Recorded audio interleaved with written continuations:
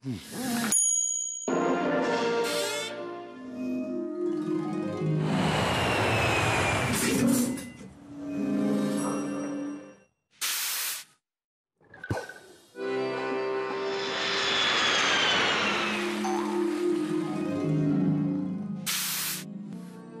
CFE, votre sécurité sociale jusqu'au bout du monde.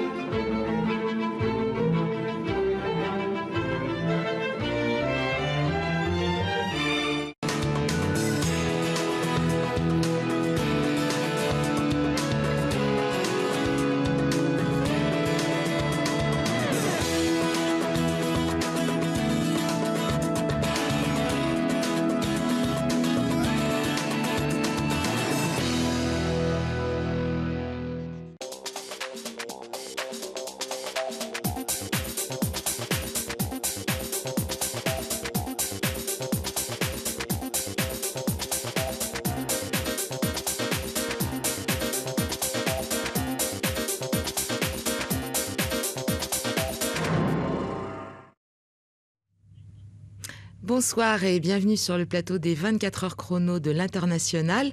Nous en sommes à la 20e heure de direct. Alors, on en parle beaucoup moins que de Miami. Elle est située plus au nord, dans la Floride, au centre des terres, dans le comté d'Orange. Elle est connue pour ses parcs d'attractions.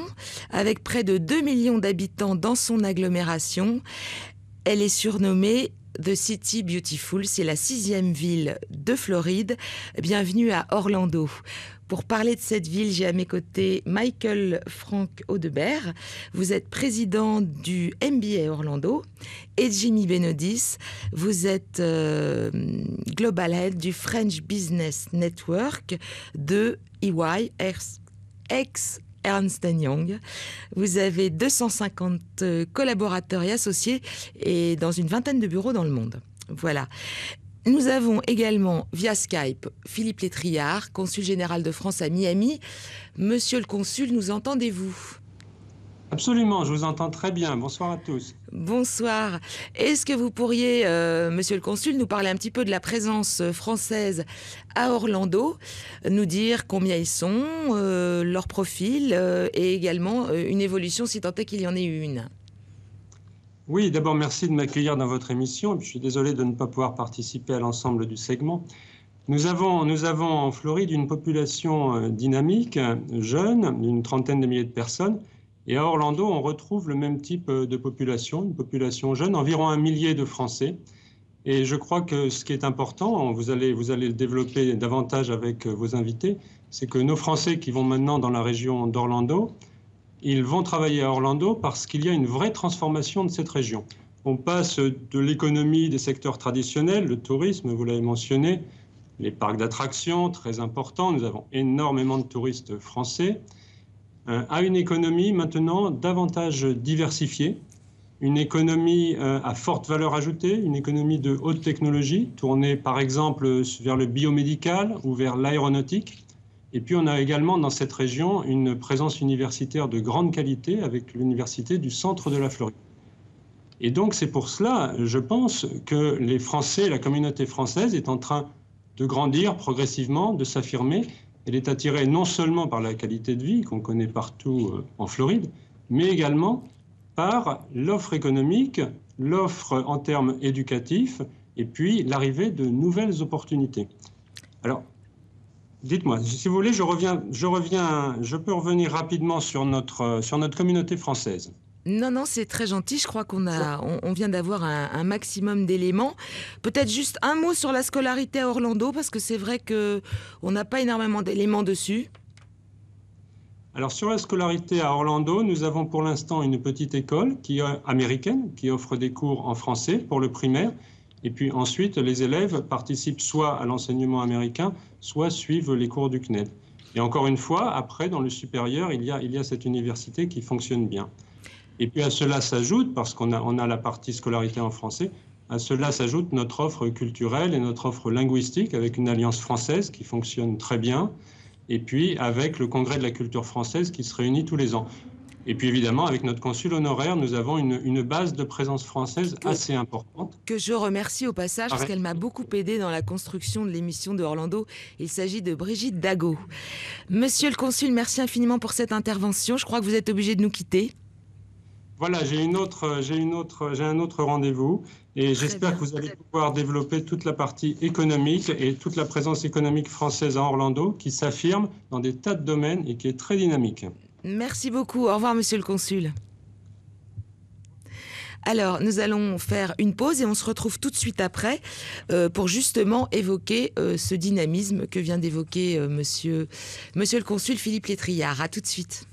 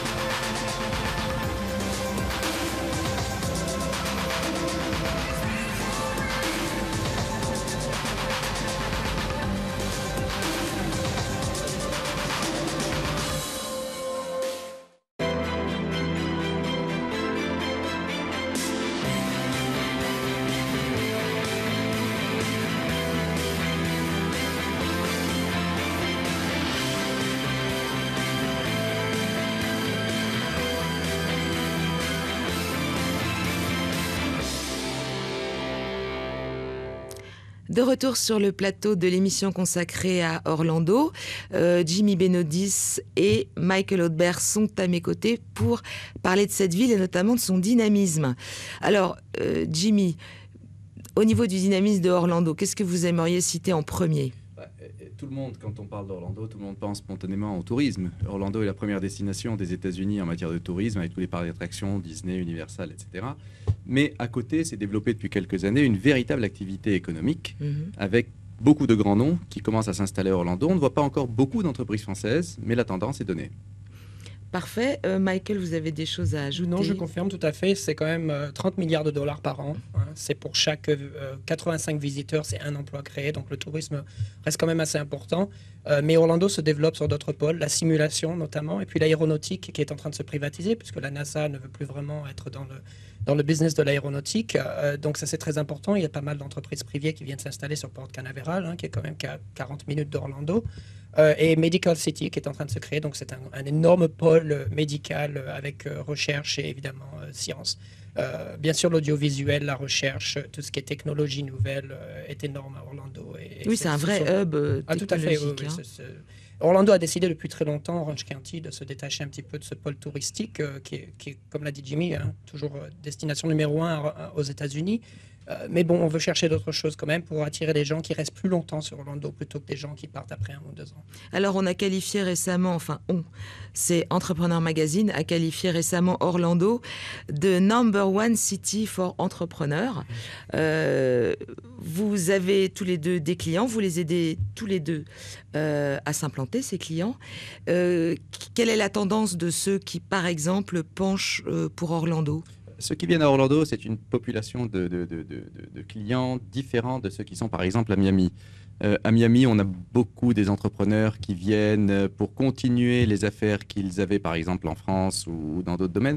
À Orlando, ce sont des gens qui viennent pour s'ancrer plus profondément dans l'économie de la ville Et on a de plus en plus, c'est vrai qu'on a de plus en plus d'entreprises qui viennent s'installer à Orlando pour sa position géographique d'abord, et puis ensuite pour tout ce dont parlait Michael, qui sont tous les soutiens technologiques, tout ce qui est apporté aujourd'hui. Qualifiée aussi grâce à l'université. Également, bien sûr, avec une très grosse université à côté qui pourvoit beaucoup de cerveaux de main-d'œuvre qualifiée.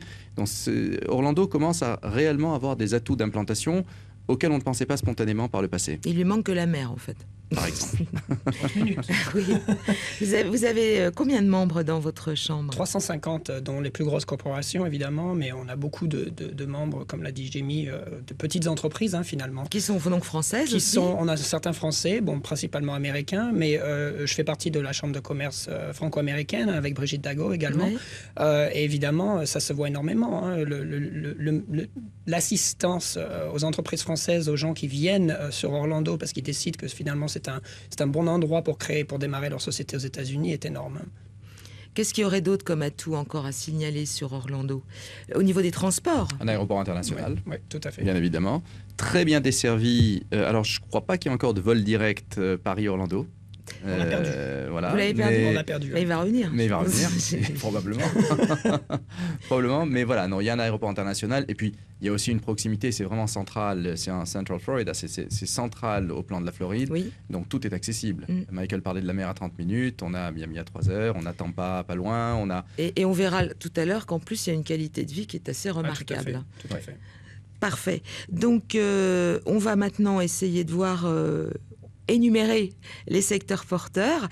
Jimmy Benodis, on va se retrouver tout à l'heure et on va accueillir un nouvel invité. On va d'abord regarder une vidéo de Frédéric Bajol qui justement va nous énumérer les secteurs porteurs dans la région de Orlando.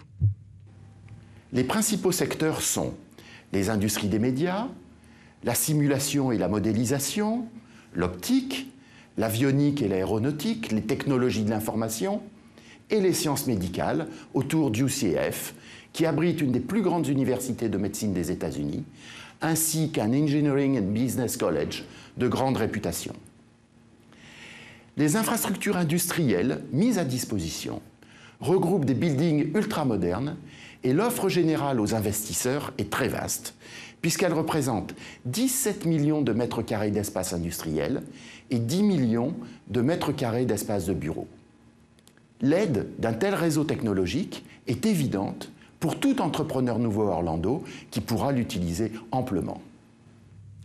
Alors, nous accueillons donc Jérémy Toubiana. Jérémy Toubiana, vous faites partie de Pinelock Investment et d'une famille donc, qui est installée à Orlando depuis quelques décennies et qui est spécialisée donc, dans l'investissement immobilier. Alors, on vient d'entendre Frédéric Bajol. Bon, il a énuméré effectivement des secteurs fort intéressants. Est-ce qu'on ne peut pas dire qu'à Orlando, en fait, il y a peut-être un business plus B2B à développer plutôt que B2C comme à Miami, ou est-ce que c'est en train d'évoluer? C'est en train d'évoluer, comme je le disais tout à l'heure, les gens qui viennent s'installer à Orlando, maintenant, ils restent plus longtemps. Donc, il y a vraiment cette base consommateur qui est en train de se créer. C'est vrai qu'avant, il y a un pouvoir d'achat qui est en train de s'élever. UCF a un énorme programme, donc l'université a un énorme programme avec la ville et le comté pour essayer de faire monter un petit peu les salaires minimums de façon à ce qu'il y ait un pouvoir d'achat un petit peu plus important. Donc, il y a un B2C, donc un business to consumer qui est en train de se créer par rapport au B2C qui a toujours été traditionnel à Orlando. Alors, parlons d'immobilier d'entreprise, parlons de terrain, parce que justement, il y a un autre atout à Orlando, je crois, c'est la taille des terrains disponibles et leur coût. Oui, tout à fait. En fait, notre société, donc, quand elle s'est installée, c'était à la base sur des terrains et notamment sur les orangeraies, puisqu'il faut savoir qu'il y a une trentaine d'années, quand Pinelock a commencé, le terrain était, Orlando était essentiellement agricole, avec beaucoup notamment de terrains d'orangeraies, pamplemousse, sur lesquels la société s'est développée. Et effectivement, pourquoi le terrain est plus intéressant à Orlando que partout ailleurs, c'est parce qu'il s'agit justement d'une ville qui n'est pas en bord de mer, donc qui peut se développer à 360 degrés et où le foncier est moins cher. Donc, et il y a encore beaucoup de place, il y a encore beaucoup de terrain et beaucoup de perspectives de développement. On a parlé du médical tout à l'heure et de nombreux secteurs économiques. Les sociétés choisissent Orlando parce que le foncier est moins cher, parce que la main-d'œuvre est qualifiée, parce qu'elle est moins chère aussi, et le coût d'installation est moindre. Donc il faut savoir aussi que même l'impôt foncier à Orlando est moins important que dans d'autres régions de Floride et même des États-Unis. Il est de combien à peu près? Il est d'environ 1,5%. Ce qui est moins qu'à Miami par exemple où c'est 2,5. Où oui. on est exactement au-delà de 2%, tout à fait. D'accord, très bien. Est-ce que vous voyez arriver en ce moment des entreprises françaises qui achètent des terrains pour y construire peut-être des usines plutôt que des orangerais, puisque visiblement les terrains cultivables maintenant, il n'y en a plus beaucoup? Alors, il y a toujours une grande clientèle de personnes qui viennent pour acquérir des orangeraies ou des terrains agricoles. Oui, toujours. Ça s'est toujours maintenu, puisque l'orange a toujours cette très belle réputation en Floride, et particulièrement dans la région de Floride centrale, Orlando, pour la qualité de son jus et puis pour son rayonnement vraiment international. Et également, effectivement, de grands projets. On a de nombreux exemples depuis 30 ans de personnes qui se sont développées dans l'industrie, dans les technologies, des Français qui sont venus, et comme on le disait au départ, ce sont souvent des personnes qui viennent, qui s'installent et qui vraiment embrassent la culture américaine et qui viennent effectivement pour longtemps. C'est très drôle parce que tous les gens à qui j'ai parlé de Orlando parlent de la ville en disant nous avons fait ceci, nous avons fait cela par rapport à l'amélioration donc de la ville, ce qui n'est pas le cas à Miami où à Miami on dit ils ont fait ceci, ils ont fait cela, la mairie, les Américains, effectivement les Français qui vivent à Orlando semblent s'être appropriés leur ville. Oui, ils font partie de la communauté, ils le savent et ils en sont fiers. Parfait. Alors, on a beaucoup parlé des pamplemousses et des oranges et on va écouter à ce titre Véronique Salin, qui est vice-présidente de Cherry Lake Tree Farm. Et donc, elle a une pamplemousserie, je crois qu'on dit comme ça, et également une pépinière. Et elle est installée depuis de très nombreuses années là-bas. Elle va nous parler du pamplemousse. Alors je vais vous parler un petit peu des pamplemousses. Là nous sommes dans un verger situé très près d'Orlando, à 35 minutes du centre d'Orlando. Et la culture de pamplemousse, c'est vraiment une spécialité de la Floride. La Floride a un climat magnifique, exceptionnel, avec un terroir tout à fait adapté pour ce genre de fruits. Et je dois dire qu'on produit le meilleur pamplemousse du monde, sans être trop chauvine. Pourquoi? Parce que les fruits sont juteux et sont très sucrés. Il n'y a pas de comparaison sur le plan goût dans les autres origines méditerranéennes ou d'autres pays comme l'Afrique du Sud. On exporte beaucoup de ces pamplemousses sur la France. La France adore le pamplemousse de Floride. Je veux juste vous donner quelques petits trucs pour être sûr que quand vous achetez un pamplemousse dans les magasins, c'est bien un pamplemousse qui vient de Floride. Donc regardez bien sur la peau, vous devriez trouver des petits stickers qui indiquent l'origine et soyez sûr de choisir un pamplemousse qui vient de Floride. Juste un petit mot aussi sur une chose un peu extraordinaire avec les pamplemousses, c'est que ce sont des fruits qui, une fois qu'ils sont mûrs sur l'arbre à partir du mois d'octobre, peuvent être conservés sur l'arbre jusqu'au mois de juin. Donc on a toujours en réserve des pamplemousses à vous envoyer. Alors, Jimmy vient de nous retrouver sur le plateau, non pas pour parler forcément des pamplemousses, mais vous mangez des pamplemousses de Floride. Absolument. Oui, parfait. Donc, les autres atouts de la Floride, quels sont-ils? Alors, évoquons les taxes. Oui, on a beau chercher dans le monde, en réalité, on trouve relativement peu d'endroits qui cumulent autant d'avantages que la Floride, sur toute une série de plans. Évidemment, sur le plan de la qualité de vie, ça a été dit, ça sera redit, et c'est quelque chose que l'on pense. Sur le plan du droit, on est dans un endroit, dans un pays qui est un état de droit, une grande démocratie, etc. Et puis, on a une proximité avec l'Europe, on a une proximité avec l'Amérique latine, et on a un système fiscal très avantageux en Floride, puisqu'il n'y a pas d'impôt d'État. C'est-à-dire qu'il y a l'impôt fédéral, mais il n'y a pas une couche d'impôt d'État, comme c'est le cas dans beaucoup d'États aux États-Unis, qui vient s'ajouter sur le revenu et sur d'autres choses. Et puis on a une sales tax, l'équivalent un petit peu de la TVA française, qui est très modérée quand on compare à ce qui se passe dans d'autres États. Donc c'est très attractif. Et même en matière de property tax, c'est-à-dire de taxes foncières, on se retrouve également à des niveaux qui sont tout à fait raisonnables par rapport à d'autres États. 1,5 a dit tout à l'heure. Alors ça c'est pour Orlando, ça peut être un peu plus. 2,5. Voilà, ça peut être entre 2 et 2,5. Mais globalement, quand on regarde le niveau ponctionné sur les taxes foncières en Floride, quand on compare par exemple à ce qui se passe dans d'autres grands États américains, comme Californie, New York et autres, c'est très raisonnable. Ouais. Donc beaucoup d'avantages, beaucoup d'avantages également en matière de fiscalité. Charge sociale. Charge sociale très basse. La taxe touriste, qui est quand même quelque chose qui est pur à Orlando, puisque évidemment on a tous ces hôtels, permet aux propriétaires à Orlando d'avoir des taxes foncières qui restent très basses et permettent de prendre tout cet argent et de redévelopper dans l'infrastructure également. Donc en fait, le touriste paye plus de taxes, ce qui permet à l'habitant et donc à la personne qui réside à Orlando et dans les alentours, de bénéficier d'un allègement. Alors souvent, il y a un peu la plainte, il y a beaucoup de tourisme, enfin les touristes aident beaucoup au niveau foncier également et au niveau taxes. Juste au niveau des charges sociales pour nos auditeurs, c'est à peu près 7,5% les charges sociales patronales. Oui. Et plus, alors patronales plus salariales cumulées, c'est dans les 15. Oui, alors c'est difficile à comparer avec ce qui se passe en France parce qu'on a un système un peu à la carte aux États-Unis. Oui. L'employeur peut proposer ou peut ne pas... Enfin, c'est en train de changer maintenant. Quoi, Voilà, on peut proposer un certain nombre de bénéfices qui vont augmenter, alors qu'ici, en général, en France, tout est obligatoire. Et la partie laissée à la charge du salarié est bien plus réduite que ce qui se passe ici en France. Comme vous l'avez dit, on est à environ 7,5%, ce qui est tout à fait faible quand on compare au prélèvement ici en France. Alors, pour avoir un petit peu plus précisément donc, le taux de la fiscalité, on va écouter Olivier Sureau, qui est expert comptable, que vous connaissez et qui vit à Miami comme vous. L'État de Floride possède une fiscalité très favorable en comparaison à d'autres États. La plus favorable vient du fait qu'il n'y a pas d'impôt d'État au niveau des personnes physiques, au niveau de l'État de Floride. Au niveau de l'impôt sur les bénéfices pour les sociétés, donc vous allez avoir un impôt qui va se rajouter toujours à cet impôt fédéral. Et au niveau de cet impôt, il est de 5,5% dès lors que vous avez plus de 50 000 $ de bénéfices. Donc c'est-à-dire que jusqu'à 50 000 $ de bénéfices, vous n'aurez pas d'impôt d'État sur le bénéfice au niveau de l'État de Floride. La Floride est un État très favorable aux entrepreneurs et grâce aux nombreuses aides, elle a une fiscalité très très légère par rapport à d'autres États. C'est bel et bien confirmé, la Floride est l'État dans lequel il faut s'implanter. Maintenant, avec quelle société, quel type de structure adopter qui veut prendre la LLC?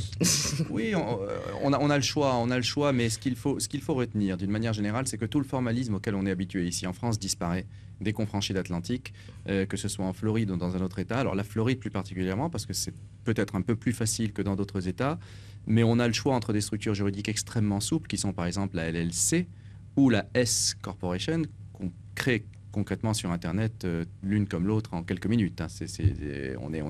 On est propriétaire d'une entreprise, d'une société, on va dire, d'une structure juridique, en quelques minutes sur Internet. Et on reçoit son AIN 2 jours après, quoi. Absolument. Et donc, tout ça est très vite. Et ce qu'il faut retenir de ce qu'a dit Olivier tout à l'heure et de ce qu'on est en train de dire en réalité, s'applique également d'une manière générale aux États-Unis, c'est que tout est fait pour favoriser l'entrepreneur et l'activité économique. On parle ici en France de simplification, etc. Bon, ce sont des débats qui n'ont même pas tellement lieu aux États-Unis, tellement les choses sont déjà faciles. Elles pourraient être plus faciles, mais elles sont déjà extrêmement faciles. Donc c'est vrai que c'est très attractif pour des entrepreneurs qui sont habitués à un formalisme plus lourd et à une administration plus regardante également. Parlons de la LLC, donc c'est un peu l'équivalent de la SARL. Oui.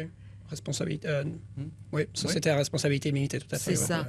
Alors donc il se passe quelque chose au niveau de la fiscalité, ça remonte, c'est-à-dire que en fait, si un couple monte une LLC, arrêtez-moi si je me trompe. Allez-y, continuez. Au niveau des impôts, qu'est-ce qui se passe? Ça veut dire que c'est calculé sur le bénéfice de la société. Il n'y a pas d'impôt sur le revenu en fait. La LLC est au même titre que la C-Corp. C'est la S-Corp qui, elle, taxe sur vos revenus personnels. C'est-à-dire qu'en fait, vous transférez tous les bénéfices sur vos revenus personnels et vous êtes taxé qu'une seule fois. Il n'y a qu'une déclaration, il n'y a qu'une taxe. Avec une C-Corp, donc, qui est au même statut que la LLC finalement, vous avez la taxe sur la société et ensuite, vous avez la taxe sur ce que vous avez récupéré par rapport à vos parts. Ce qui est hyper simple. Oui, alors ça ne change pas trop de ce qu'on a en France, pour être très clair. Quand on a une SARL en France, pareil, elle déclare ses bénéfices, vous payez l'impôt sur ses bénéfices. Oui, mais on paye aussi l'IR par ailleurs. Vous le payez aussi aux États-Unis. Avec une LLC, vous le payez aux États-Unis. Avec une S-Corp, c'est complètement transparent fiscalement. C'est-à-dire que la S-Corp correspond à votre source de revenus et vous allez dans votre impôt sur le revenu intégrer ce que génère la S-Corp. D'accord, voilà. Et pas dans la LLC alors? Dans la LLC, non, c'est deux structures différentes. C'est fait d'ailleurs pour protéger les associés, bien évidemment. Ok, très bien. On va écouter Lucius Meida, qui est avocat chez Lex International, qui lui va nous évoquer un autre type de structure auquel on ne pense pas forcément. Il y a deux structures très intéressantes pour investir en Floride, selon les circonstances de l'investissement et de l'investisseur. La première, c'est la société avec des pertes reportées. C'est une structure spéciale qu'on retrouve aux États-Unis, par laquelle une société qui est déjà existante, qui a souffert des pertes dans le passé, peut être acquise et remodelée, refaçonnée pour le nouvel investisseur. Le nouvel investisseur peut donc compenser les revenus futurs contre les pertes reportées passées, ce qui fait qu'il paye un fardeau d'impôt ou une enveloppe d'impôt très faible, aux alentours de 12-15%, tout y compris. Jimmy, je crois que vous avez envie de réagir sur cette intervention. Non, c'est tout à fait vrai. La seule chose, c'est que c'est pas une spécificité à proprement parler, ni floridienne ni américaine. Ce sont des schémas qui existent un peu partout dans le monde.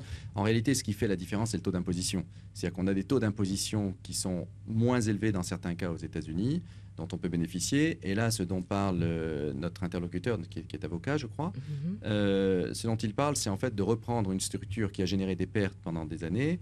Et plutôt que de partir d'une page blanche quand on crée sa société, on perd déjà avec des pertes pour pouvoir les imputer sur des bénéfices futurs. Faut-il encore être sûr de faire des bénéfices? Oui, absolument. Ça, mais c'est l'optimisme américain.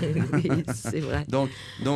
Mais en fait, c'est un schéma relativement classique qu'on peut pratiquer, encore une fois, pas seulement en Floride, aux États-Unis, dans plein de pays, qui est tout à fait connu. Et il y a même un marché pour ces entreprises déficitaires qui peuvent se revendre, puisqu'elles apportent en réalité un avantage fiscal qui représente un gain fiscal. Donc ça a un prix.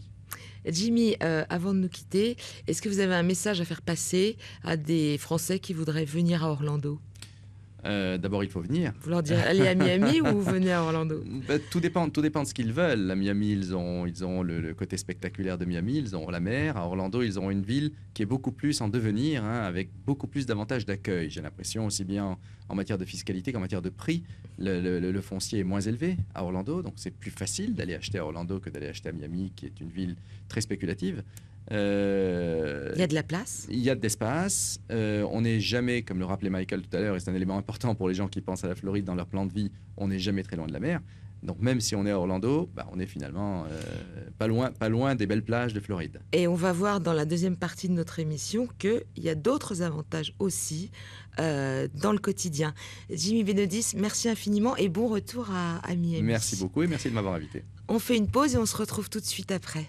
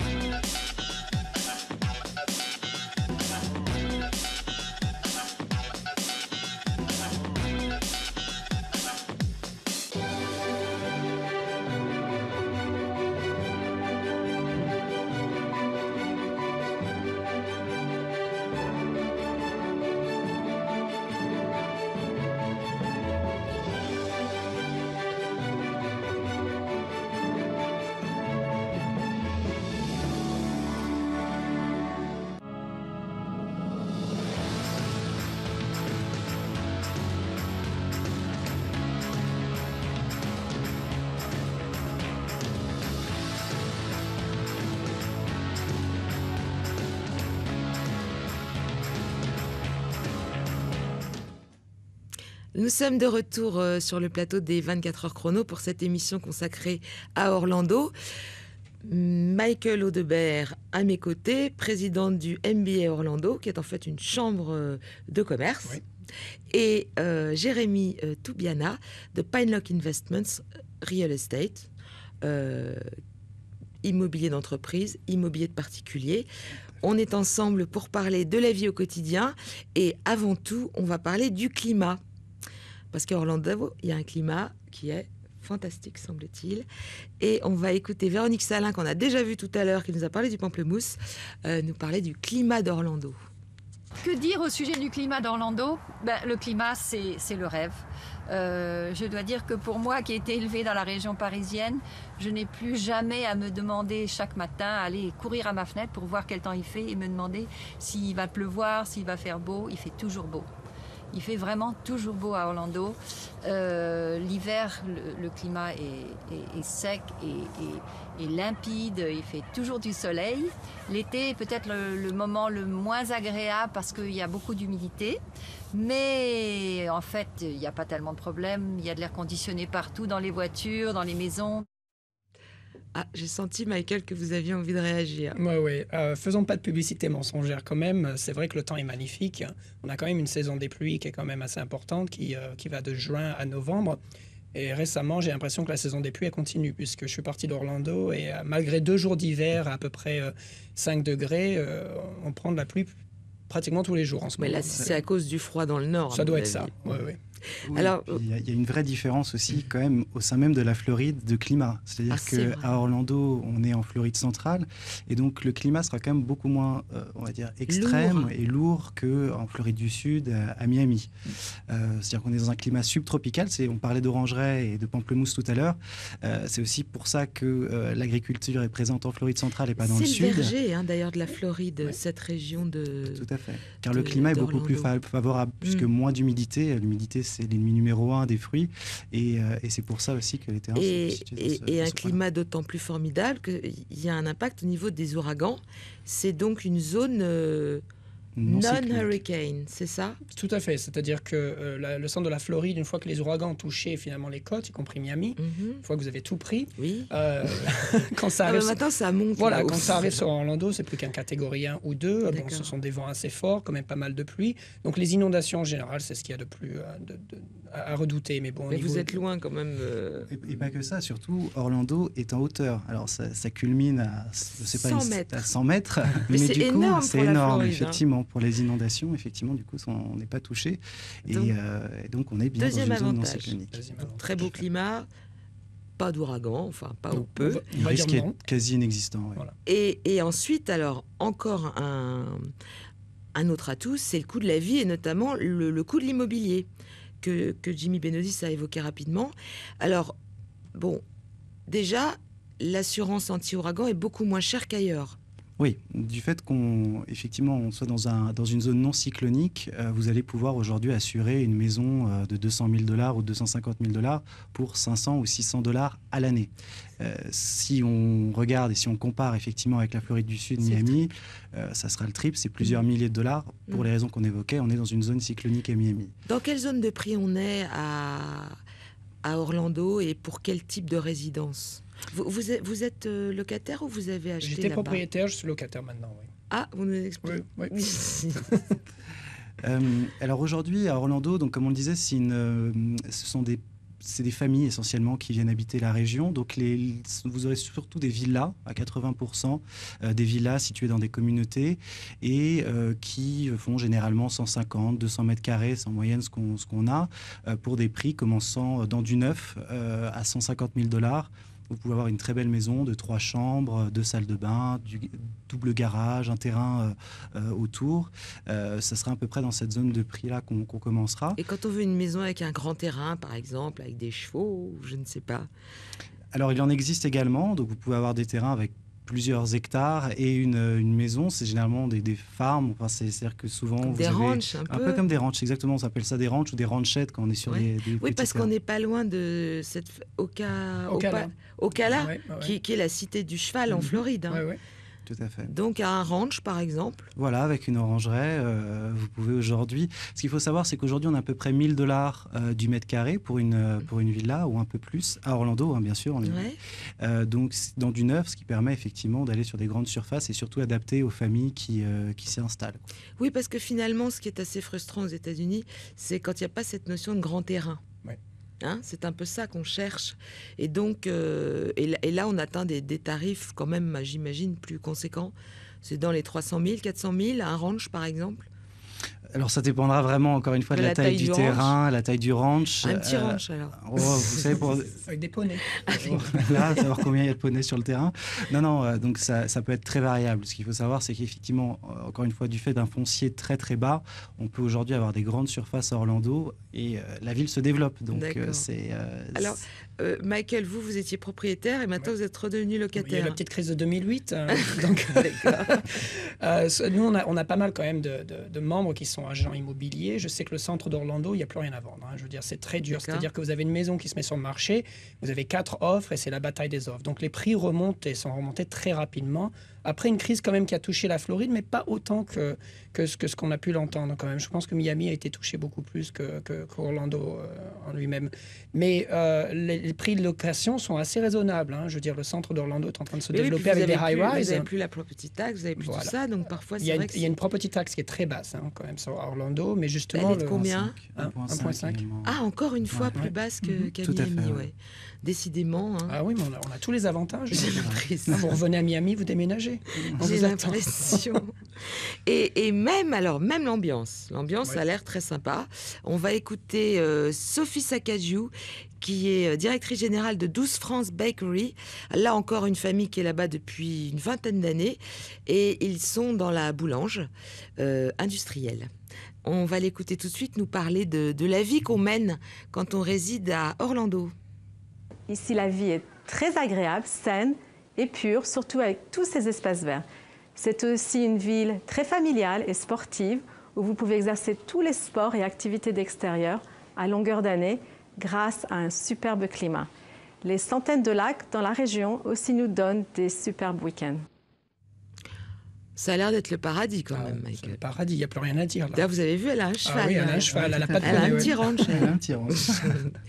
Et alors, comment ça se passe, effectivement, la vie, l'ambiance? On s'amuse à Orlando? On s'amuse énormément. C'est vrai que les parcs d'attractions, évidemment, créent du divertissement en lui-même. J'imagine que vous n'y allez plus dans les parcs. Si, j'ai un pass annuel quand même. Oui, parce que les parcs d'attractions, quand même, étaient très intelligents. Ils n'ont pas créé que le parc, ils ont créé tout ce qui vient avec. Donc, les restaurants, les centres de divertissement, les cinémas maintenant qui offrent même donc les dîners alors que vous regardez le film.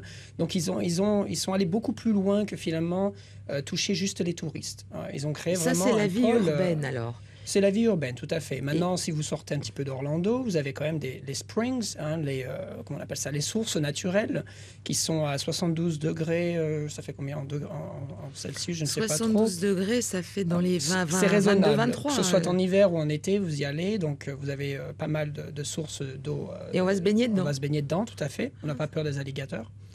Oui, parce qu'il y a... Alors, oui, quand même. Faut pas les oublier, les alligators. Il y en a quand même pas mal dans la région d'Orlando. On les mange aussi, oui.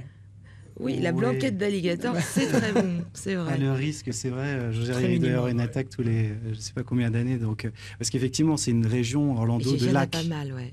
C'est vraiment une région où il y a beaucoup de lacs, des lacs navigables, de la pêche, beaucoup de sports nautiques. Nous, d'ailleurs, on fait beaucoup d'immobilier directement sur des lacs navigables où les gens ont leur maison sur un lac, ils ont leur bateau au bout du jardin. Et c'est loin de Orlando, ça? C'est à Orlando, même. Ah, carrément. Tout à fait. Vous pouvez par la chaîne des lacs aller jusqu'à l'océan. Enfin, donc il y a c'est vrai, une nature aussi qui est très développée. C'est-à-dire que c'est une ville qui est relativement nouvelle. C'est-à-dire qu'elle a vraiment pris son essor dans les années 70. Mais c'est quand même une ville faite pour les familles. Tout à fait. Quand on est célibataire... On a quand même des célibataires. Oui. On a quand même pas mal. Non, et puis il y a un centre très actif. Une vie nocturne, il y a des ballets, il y a énormément de choses pour le soir, pour les sorties, les restaurants d'Ardennes. On a une vie culturelle qui se développe énormément. On a quand même pas mal d'infrastructures qui sont en train de se construire. J'aime bien vous le rappeler, mais on a quand même la seule équipe de football en Floride, puisque vous l'avez perdu. Voilà. Donc il y a aussi il y a le basketball. Enfin, il y a pas mal de choses à faire à Orlando pour un célibataire autant que pour une très famille, sécure comme ville. Très sécure. Comment on appelle ça, le taux de crime est vraiment très bas. Et jeunes aussi. C'est vrai qu'on n'a pas parlé de l'âge de la population, mais je crois que c'est 37 ans. Le consul a dit qu'effectivement la population, enfin des Français étaient jeunes. La moyenne d'âge est d'environ 37 ans, donc on est vraiment dans une population très jeune, une ville jeune, oui. D'accord.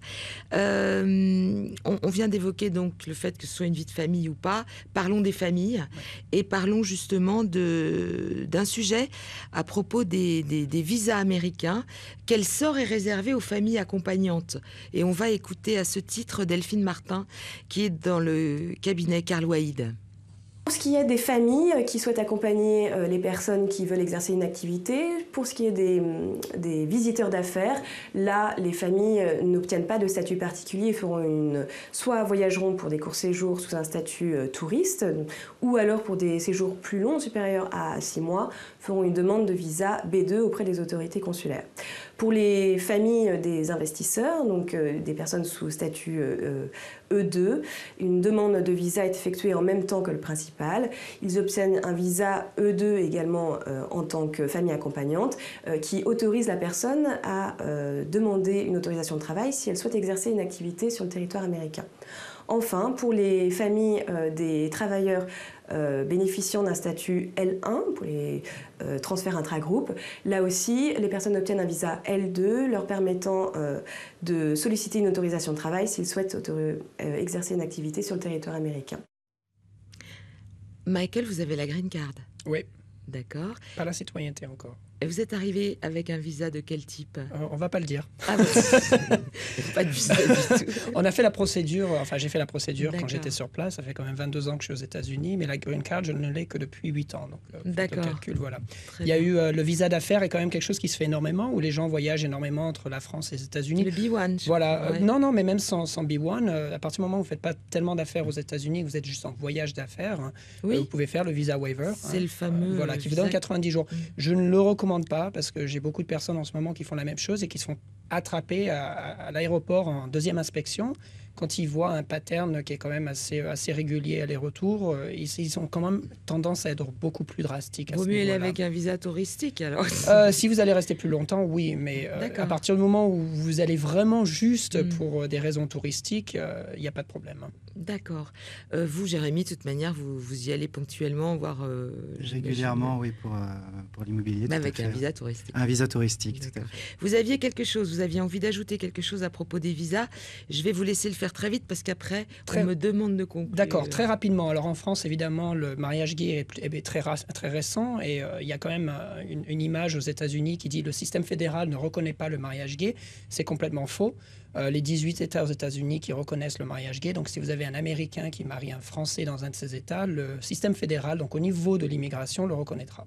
Donc, c'est très, très important parce que ça peut changer pas mal de choses pour les gens qui veulent immigrer aux États-Unis. Ouais. Absolument. Merci à tous les deux. Merci.